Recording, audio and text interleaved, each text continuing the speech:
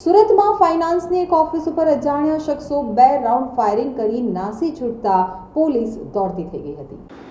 સુરતમાં ફરી ફાયરિંગની ઘટના બનતા પોલીસ દોડતી થઈ ગઈ છે। ઉધનામાં નિવૃત્ત પોલીસ કર્મચારીના પુત્રની ફાઇનાન્સની ઓફિસ ઉપર અજાણ્યા શખ્સોએ 2 રાઉન્ડ ફાયરિંગ કરી ભાગી છૂટ્યા હતા।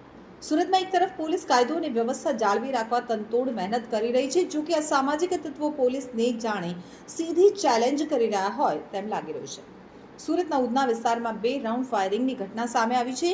ઉધનામાં આશીર્વાદ ટાઉનશીપ ગેટ પાસે વેલકમ પાનની લાઇન આવેલી છે। જૈન ઔષધિ કેન્દ્રની બાજુમાં આરાધ્ય કોર્પોરેશન ઓફિસમાં ફાયરિંગ કરવામાં આવ્યું હતું। નિવૃત્ત પોલીસ કર્મચારીના પુત્ર દીપક પવારની ઓફિસ ઉપર ફાયરિંગ કરવામાં આવ્યું હતું, જેને લઈ પોલીસ દોડતી થઈ ગઈ હતી। એક ગોળી પોલીસે કબજે કરી હતી, જ્યારે બીજી ગોળી શોધવા પોલીસે ઓફિસના આજુબાજુના વિસ્તારમાં તપાસ કરી હતી। તો સાથે જ પોલીસે સીસીટીવીની મદદથી ફાયરિંગ કરનાર આરોપીઓને શોધવાની તજવીજ હાથ ધરી હતી।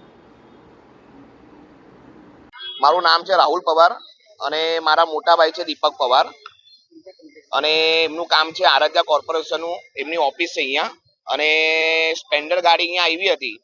સ્પેન્ડર ગાડી આવીને 2 શખ્સ હતા। હવે 2 શખ્સ હતા, એમાંથી ગોળી બંદૂકોએ બહાર કાઢી અને બંદૂકમાં ગોળી લાગી।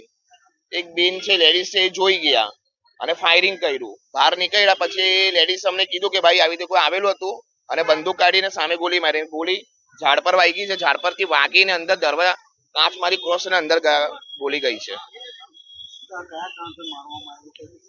એ તો કયું કારણ છે હવે અમને તો કઈ ખબર નથી। હવે પોલીસ જાણ કરશે, જો આરોપી પકડાશે તો એમને પૂછવામાં આવશે કે ભાઈ કયા કારણથી ગોળી ચલાવવામાં આવી છે। મારા ભાઈનું નામ છે દીપક પવાર। જૂની અદાવત તો હવે ખબર નથી પડતી, પણ હવે ખબર નથી, પોલીસ વાળા પકડે તો ખબર પડે કે ભાઈ કઈ અદાવત છે કઈ નથી અદાવત।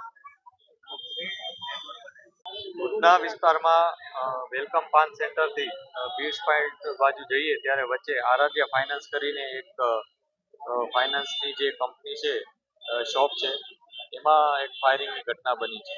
આ ઘટનામાં જે પ્રાથમિક વિગત છે એ મુજબ એક બાઇક ઉપર 2 જણાએ આવી અને આ ફાયર કર્યા હોવાનું માહિતી છે।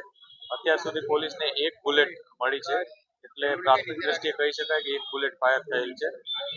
પોલીસ તપાસ કરી રહી છે કે હકીકતમાં શું બનાવ છે।